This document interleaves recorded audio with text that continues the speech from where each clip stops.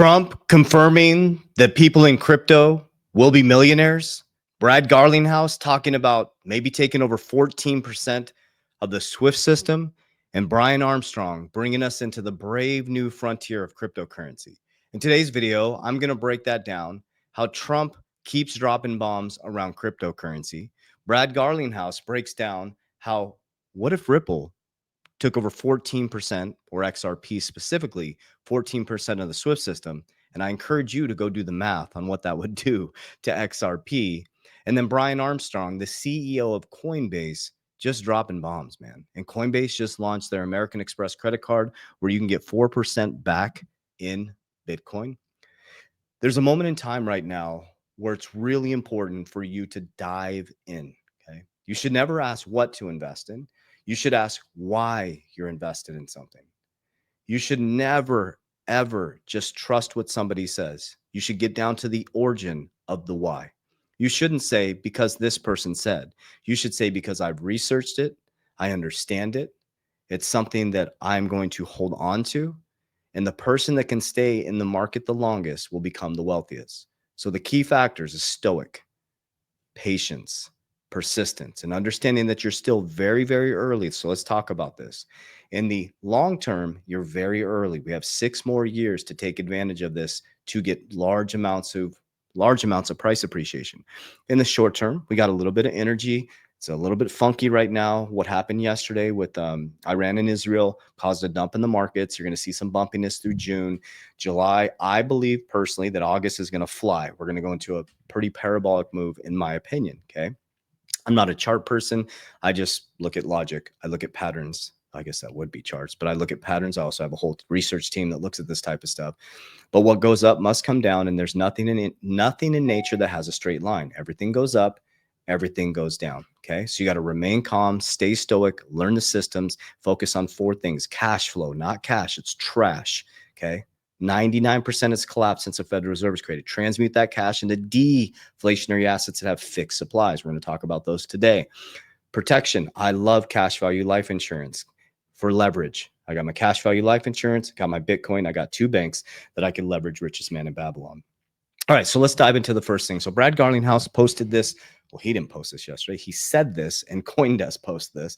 It says Ripple CEO Brad Garlinghouse is betting big on XRP's role in the future of cross-border payments, saying the token could capture 14% of Swift's global volume within 5 years. Man. Patience, baby. Patience. There was people, I remember when Ripple got sued by the SEC, and I did a video, I think it was December 20th, 2020. I was like, I'm holding on like a tick on a dog. And my XRP has gone up 600% since then. So everybody ran from XRP. I went all in on XRP. Okay. So this was here. Coinbase, the future of money is here. They were at the Crypto State Summit. Let me see. Let's go here. This is the first one. Okay, perfect. I just want to show you guys this right here. So this is Brian Armstrong. So at the end of it, they asked a question. The lady asked a question. What is something that sounds crazy, but you believe will happen? And Brian Armstrong has been asked this question before, and it all came true. I've been asked these questions in 2020, 21, 22. I told you that banks were going to custody crypto by 2025, and it all came true. Okay. Crypto is here to stay, family, in a big way. Check this out. Yeah, for me, I mean, money has multiple purposes, right? It's a medium of exchange, which stablecoins is solving beautifully. It's also intended to be a store of value. And right now, democracies around the world are really struggling to get their deficit spending under control. And I think that Bitcoin actually, I guess my crazy little bit out there idea is that I think Bitcoin is going to provide an important check and balance on deficit spending. And if it gets out of control too much, people will flee to it in times of uncertainty. And it could actually end up that Bitcoin is the new reserve currency of the world. So let's break down what he's saying in simplistic terms. So what's about to happen right now, guys? This is why the markets are going to fly. They're going to raise the debt ceiling. They have to, or the America would default. They're going to raise. They play this game every single time. They battle back and forth. They raise the debt ceiling. They're going to print the shit out of the US dollar, and that weakens the dollar. Trump wants a weaker dollar. He wants global trade. He wants a fair, even playing field. He's a businessman. He's not afraid of competition. A competition creates growth. He's going to bring trillions of dollars into America. Okay. Bitcoin has become a flight to quality. Larry Fink said that. So I was like, hey, I'm going to follow the largest asset manager in the world that knows a lot more than I do, that is literally traveling around the world, that sits on the boards of some of the biggest companies in the world, who is the #3 holder in Strategy B, which used to be MicroStrategies, which is now a Bitcoin treasury. And so we modeled it at a personal family level, and we modeled it at a company level. We created a Bitcoin treasury for our company, an XRP treasury for our company, and we're increasing the enterprise value of our company by storing a portion of our profits in Bitcoin and XRP. Because as a CEO, your job, and a CEO of your family, your job is to increase the enterprise value of your family. Okay, so this is at the same conference, the Crypto Summit. They had a special guest there, and let's see who that special guest was and what he said. Now, look, my job as MC is to kind of keep the pace moving, keep it light. So normally I would start off with a very kind of just ease you into the event. I think we have a video though, and probably should be pretty low key. So let's kick us off. A very big hello to everyone at the Coinbase State of Crypto Summit. I'm delighted to speak to some of the greatest visionaries and pioneers in the fields of tech and finance who are working to build a future powered by crypto. Many have called me the first crypto president. That's an honor. I really do consider that a very big honor, actually. And starting on day one, we ended the Biden administration's war on crypto. It was an absolute war and very unfair. And we unleashed American innovators to do what you do best, lead the world into new frontiers. We ended Operation Choke Point 2.0. I created the first presidential working group on digital assets. I named a pro-freedom, pro-innovation SEC chair, a great man named Paul Atkins, and we created the U.S. Strategic Bitcoin Reserve and the United States Digital Asset Stockpile. But we are not done yet. My administration is working with Congress to pass the Genius Act, supporting the creation of dollar-backed stablecoins. And we also will be working to create clear and simple market frameworks that will allow America to dominate the future of crypto and Bitcoin. Congratulations to everyone at this exciting time in your industry and in our country's life. I wish you all the best of luck and have a great conference. Boom.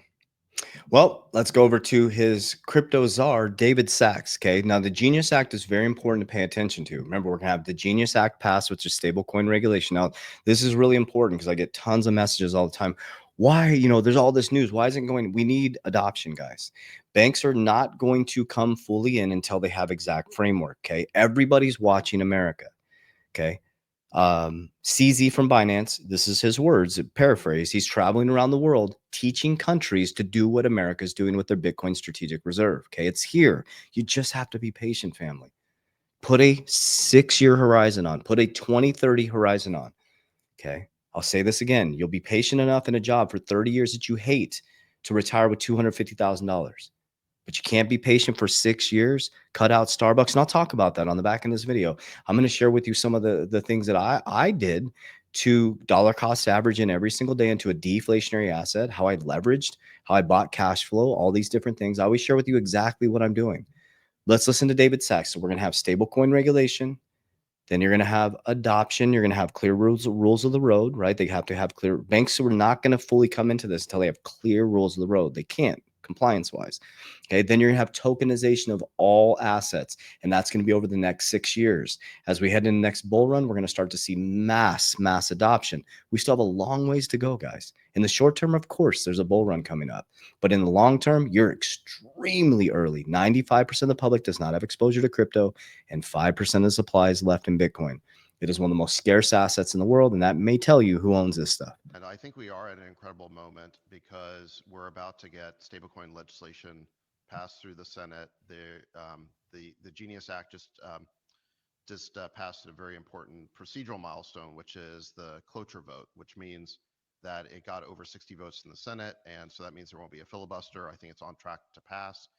And just getting any kind of crypto legislation pass through Congress with enough bipartisan support to, again, exceed that critical 60 vote threshold in the Senate. It's huge. So it's on its way to the president's desk. I mean, this is a pretty incredible moment for Massive. the crypto community.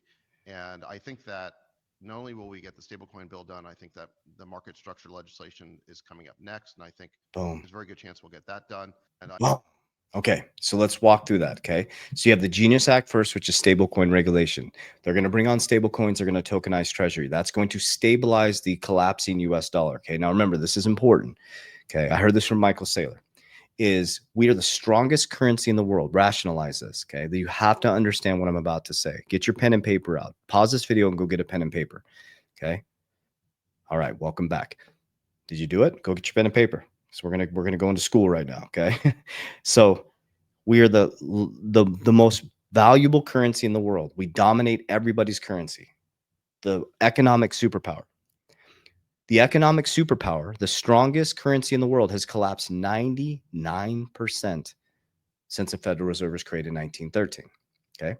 1971, they detached us from the gold standard, which made our money fiat, fake money, monopoly money. That gave them a free checkbook to print as much money as possible with no backing. Do your research, 1971 to today, how massive the wealth gap has become. Since they took away backing from the currency, the wealthy became extremely wealthy, and the working class and middle class became much poorer. Here's why. The working class and middle class, when we get this monopoly money, what do? We put it into stuff, material. We buy cars, we buy houses, we buy watches, we buy bigger iPhones.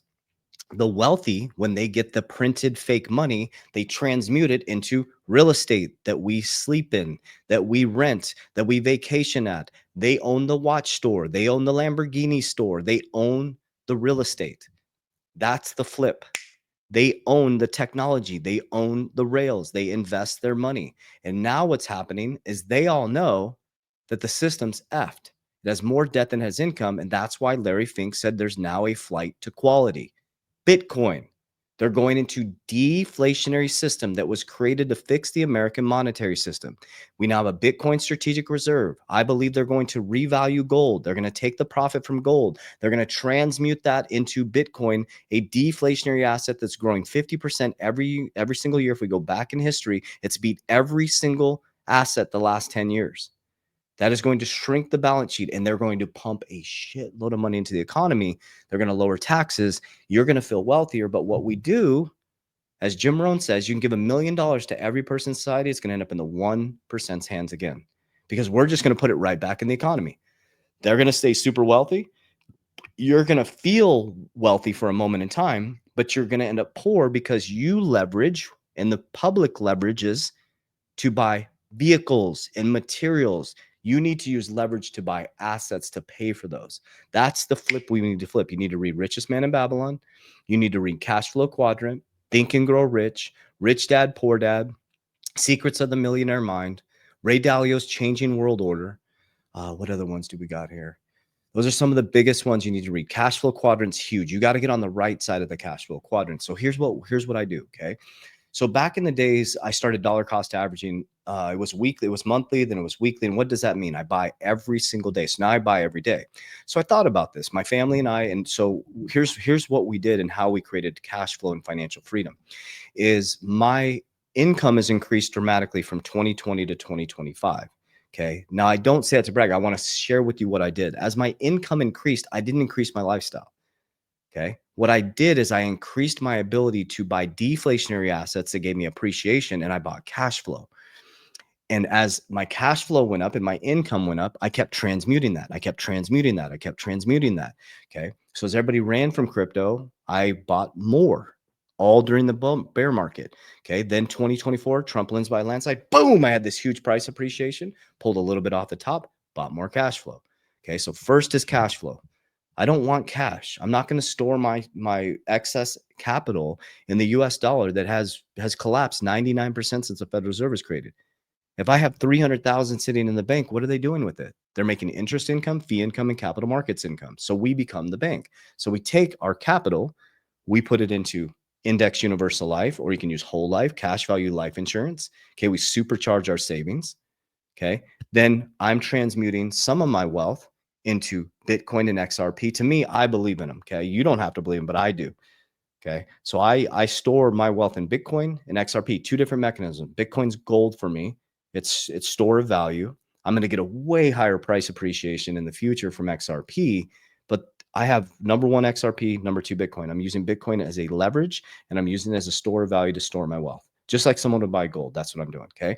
So what I did is back in the past, as I noticed me and my family were eating out a lot, right? And so we stopped eating out as much. I cook every single night for my kids. On the weekends, we eat out. Okay. So that saved us almost $2,000 a month. And so I was like, let me transmute that. And I started buying Bitcoin and XRP every single day. I think this was back in, I don't remember the dates. It was like 2020 or 2022. So I was already dollar cost averaging monthly. Then I went down to weekly. Then I went down to daily. So every day I buy Bitcoin and XRP. Now I have other things like HBAR, XLM, ADA, I don't want to miss any, Solana. So my top three is XRP, Bitcoin, Solana, just past XLM, HBAR, and VeChain. That's my top six. Okay. Like I said, I'm gonna share with you everything I do. And then every day I buy every single day. I get paid by my companies twice a week. When I get paid by my companies, there's three things I do with my excess wealth. So because I didn't increase my lifestyle, I increased my deflationary assets that are appreciating. I've stuffed money into my cash value life insurance policies and I bought cash flow.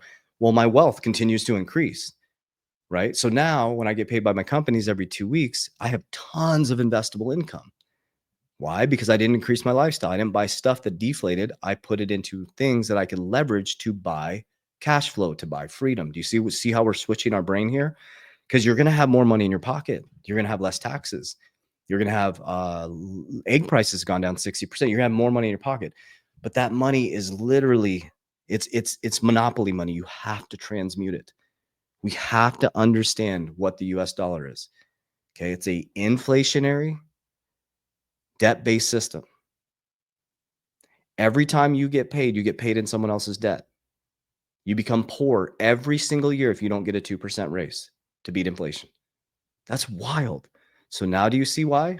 Flight to quality, asset managers. What do you see why 95% of the supply is gone to Bitcoin, 5% is left, and 95% of the public doesn't have exposure to it?